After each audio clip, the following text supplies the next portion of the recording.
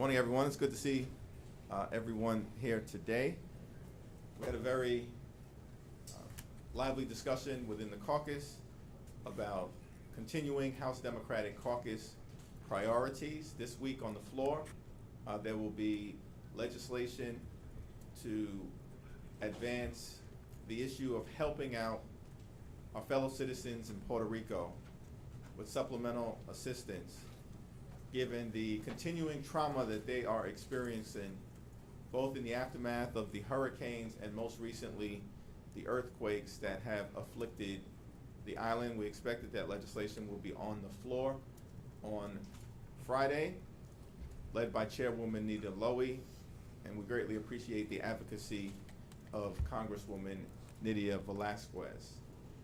We will also have legislation on the floor connected to promoting the right to organize that will be put forth by Chairman Bobby Scott and the Education and Labor Committee. We know that organized labor, working families, hardworking Americans, middle-class folks have been under assault in this country led by Donald Trump. He is not a blue-collar president. He is doing all that he can to undermine blue-collar America. And we're going to do all that we can to make sure that everyday Americans, that working Americans, that organized labor, which is a pathway into the middle class, can thrive in America, notwithstanding the efforts by this president to decimate them. We're also going to continue to work hard on our top priority, which is to lower health care costs for everyday Americans. The president suggested that he has an interest in trying to drive down the high price of life-saving prescription drugs. The House has already acted with respect to this issue.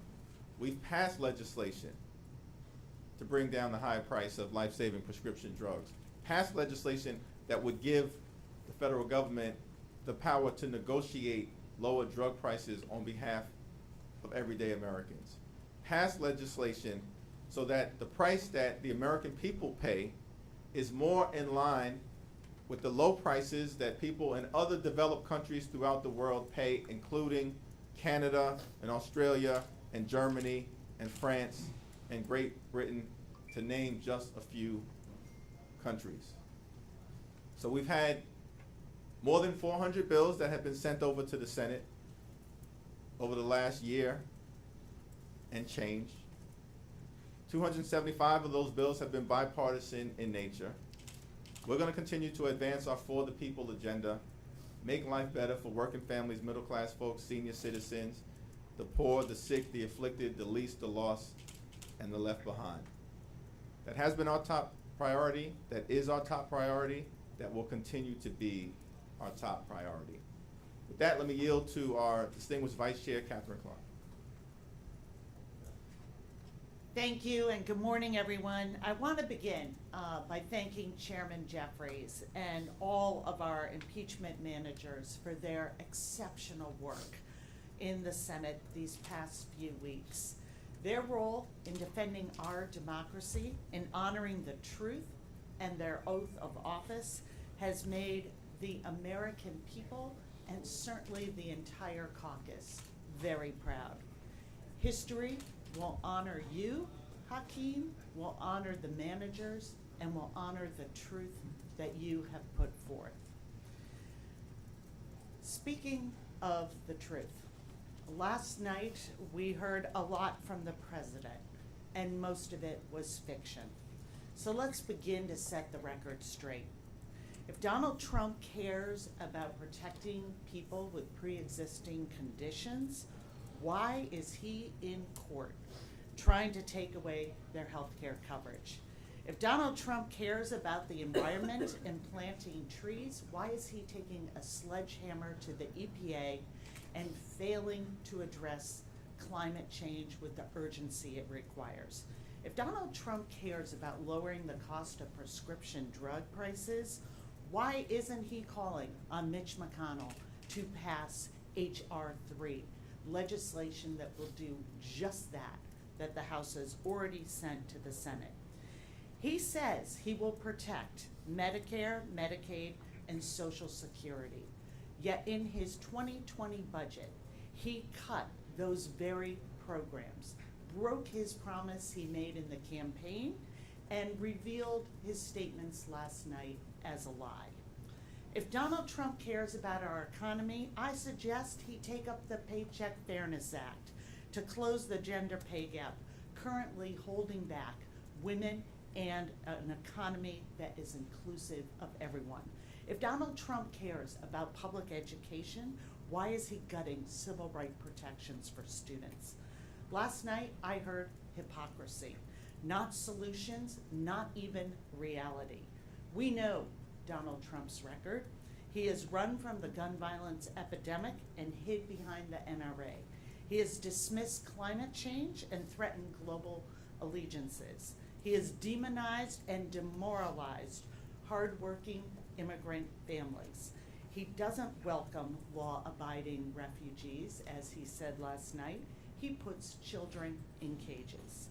And he's solicited foreign interference into our elections for his own personal gain.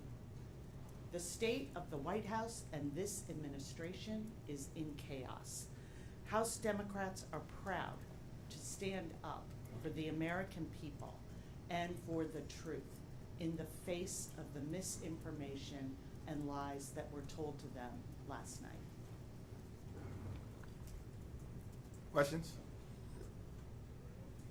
I was getting nervous for a minute. I've been missing you guys for the last few weeks. Wanted to get your reaction to the speaker tearing up Trump's speech last night, and whether you guys thought that was all out of character for her. She was told to caucus before instead of to be respectful and want the office of the presidency. Just wondering what your thoughts on that. As far as I'm concerned, the shredder wasn't available, and so she did what she needed to do. You still have legislation that you want to accomplish on drug pricing infrastructure. How do you do that with all of this partisan gridlock that seems to have reached a low point after last night? Well, House Democrats have taken the position consistently, led by Speaker Pelosi, that we are going to work with President Trump whenever and wherever we can on behalf of the American people, but disagree when we must. When our values or the ideas of American democracy or his efforts to decimate the middle class and those who aspire to be part of it are implicated. This is not just talk on behalf of House Democrats. We've walked the walk. Every single thing that President Trump pointed to as an accomplishment on behalf of the American people occurred because of leadership from House Democrats. President Trump pointed to criminal justice reform and the First Step Act. That started in the House. An effort led by Doug Collins on the Republican side and many House Democrats. With respect to the U.S.-Mexico-Canada trade agreement, that is an accomplishment because of leadership from Speaker Pelosi and Richie Neal and House Democrats, who indicated that we wanted to get to yes if we could substantially improve the agreement, which we did across a wide variety of areas, including labor rights, environmental rights, enforceability, and dealing with a pharmaceutical issue on behalf of the American people that needed to be addressed. President Trump pointed to paid family medical leave. That was an initiative led by House Democrats. And we made it clear, if you want funding for your so-called Space Force, we are going to need any spending agreement to provide paid family leave for millions of Americans, including our military families. And so we've already demonstrated a willingness to work with this president on behalf of the American people, notwithstanding any other issues that we may have with his incredible divisiveness, and we're going to continue to do just that. Mr. Jeffries, can you talk a little bit about the vote today, and do you have any concerns if it ends up being a bipartisan vote to acquit the president? Well, House managers have proven our case against President Trump with clear and convincing evidence, overwhelming evidence, and a mountain of evidence. President Trump corruptly abused his power by soliciting foreign interference in an American election solely for his personal political gain. We have proved that decisively as Republican senator after Republican senator, including Lamar Alexander and Lisa Murkowski, have publicly indicated. House managers have done our job as it relates to defending our democracy. It's time for the Senate to do their job, and I'll leave it at that. We'll see what happens on the Senate floor this afternoon. On the Senate floor, some of the Republicans were characterized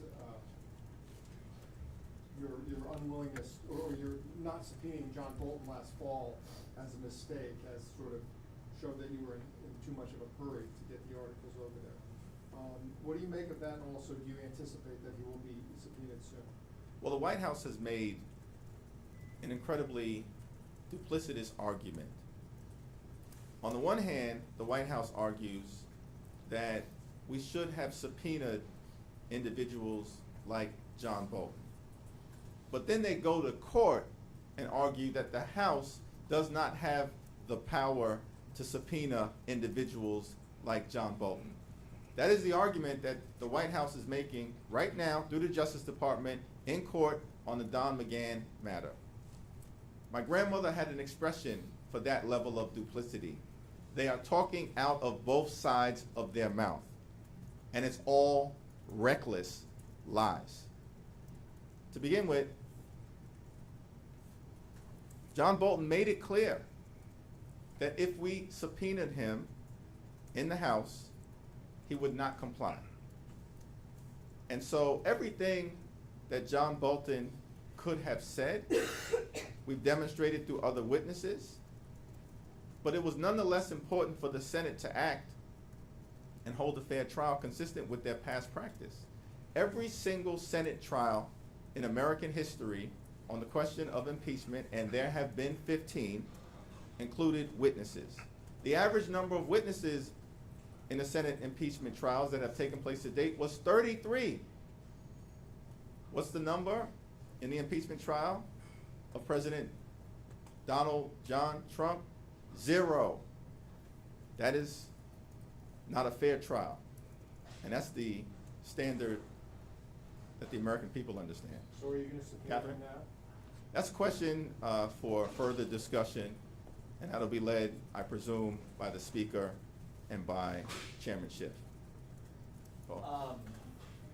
Do you worry at all about the politics of the impeachment process and whether it has ended better for Trump than when it started 3 months ago, 4 months ago? Well, I'll address that, but let me yield to Catherine as well. I don't, and I'll tell you why. Because it is always right to follow the truth and follow the facts. And what we have seen and been hoping is that patriotism would overtake Trumpism. And that is true with the American people. The American people understand what's at stake here. And Donald Trump will do a victory lap today, as we anticipate the Senate will vote for an acquittal. But history and the truth are right behind them, and they are going to overtake them. And that is, whatever party you're in, whatever reason you come to Congress, it is times like this in our American history where we have to stand up and do what's right and put the facts and follow the truth and follow our Constitution. And what we are seeing today is a choice to support a man, a flawed president, out of fear of his Twitter account, out of fear of drawing a primary opponent, out of your own political fear. And they have decided to put their own political ambitions and fears over that of our Constitution and the needs of the American people. So I have no regrets about this caucus, the majority in the House, that said we are going to do what's right. We are going to continue to do the work on healthcare and infrastructure, but we are also going to root out corruption and have our constitutional requirement of oversight be on two tracks, that we do both things. And what we have put forth and is uncontested, and which our impeachment managers have so brilliantly articulated for the American people and for history, is that democracy matters. And when we let a president use our military aid, use his office to try and dig up dirt on a political opponent, it is far more than the outcome of any one election. It is those pillars that hold up our democracy that the Senate is attacking. And so we stand proudly by the impeachment of this president.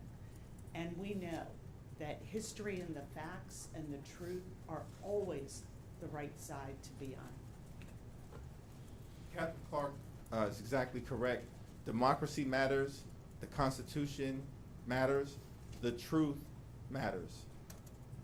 House Democrats were left with no choice but to act, because this president corruptly tried to interfere in our free and fair elections in a manner that strikes at the very fabric of our democracy. He has solicited foreign interference from the Russians. He has solicited foreign interference from the Chinese. In this particular instance, he solicited foreign interference from the Ukrainians and withheld $391 million in military and security aid as part of a geopolitical shakedown scheme. We could not afford to stand on the sidelines in that instance. And so we moved forward, we did the right thing, now it's on the Senate. America's watching, the world is watching, and the eyes of history are watching to see what the Senate will do with their constitutional responsibility. Cheryl? I have two questions. Given your role in impeachment, I wonder what it was like for you to be on the escort committee last night to escort this president down the aisle. And then second, when you put on your realistic hat, what really can be accomplished with this president in the remainder of this term? Well, from my standpoint, it was the right thing to do to continue to execute upon, my responsibility as the chair of the caucus, as is traditionally the case, to escort this president, as we would any president, into the House chamber. Needless to say, there wasn't a lot of conversation between me and him on the way in. But I executed my responsibility. With respect to moving forward with this president, when he mentioned infrastructure, you saw both sides of the aisle stand. Our infrastructure is crumbling. Our bridges, our roads, our tunnels, our airports, our mass transportation system crumbling. It's the right thing to do for the American people to try to infuse a significant amount of resources into fixing our infrastructure, or at least making a significant down payment in that regard. And if the president is serious about doing it in terms of fixing our infrastructure, then House Democrats are serious about getting something done, as we demonstrated on criminal justice, on paid family leave, and on trade. Oh, yeah, Catherine. Can I just add, I think all we need to know about continuing to work with Donald Trump was set in the very first moments of the State of the Union, when once again the Speaker extended her hand and he refused to shake it. We will continue to work on things that are positive for Americans at home. We're going to continue to work on those issues that are important to them. If we can do that with the president and our colleagues across the aisle, we will continue to do that.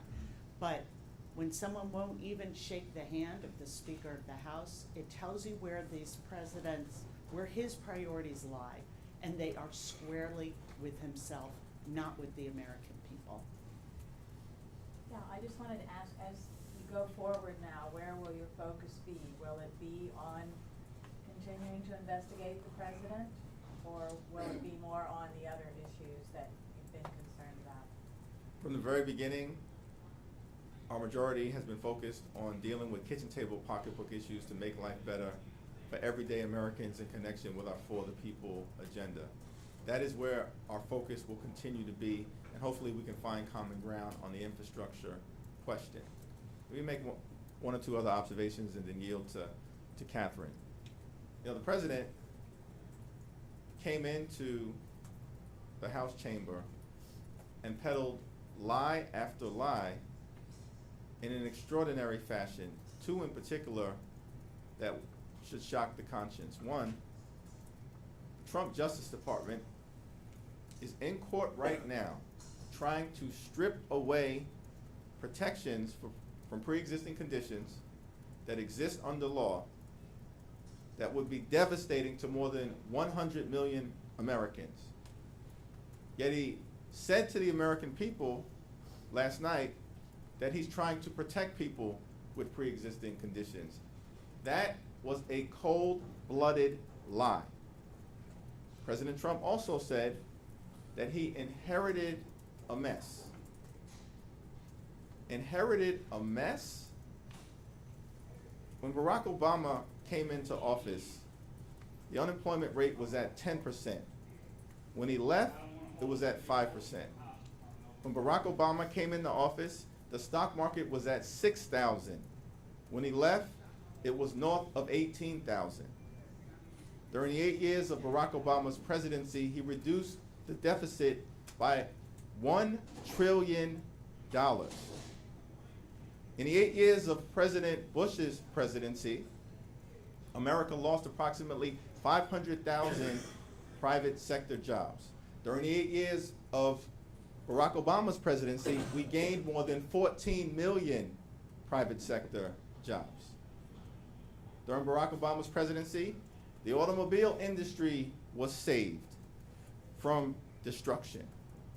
And during Barack Obama's presidency, more than 20 million previously uninsured Americans gained health care coverage, and more than 100 million Americans gained protection from pre-existing conditions that had not previously existed under law.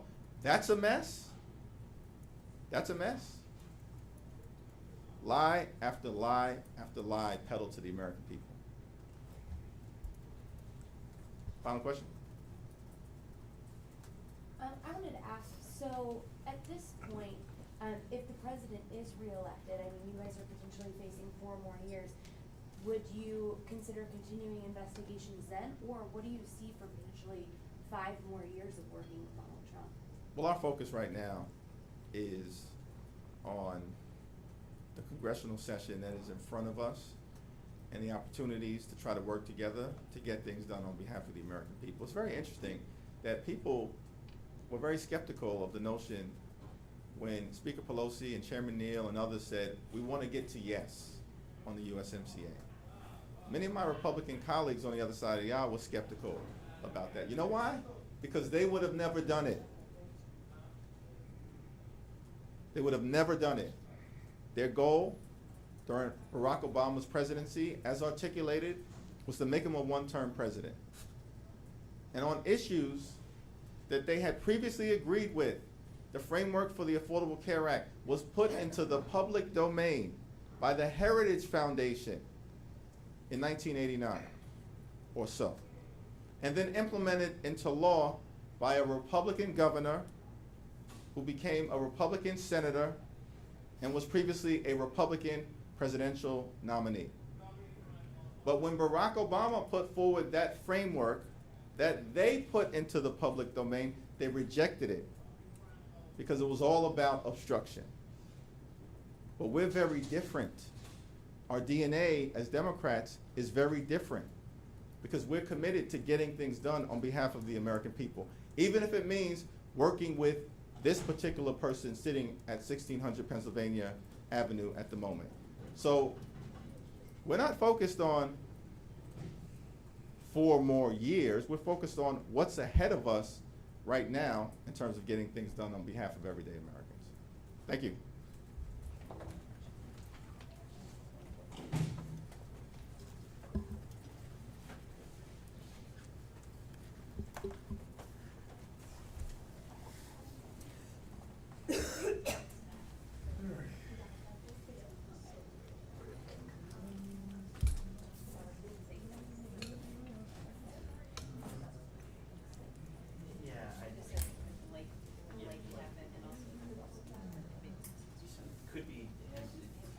Chair, ask a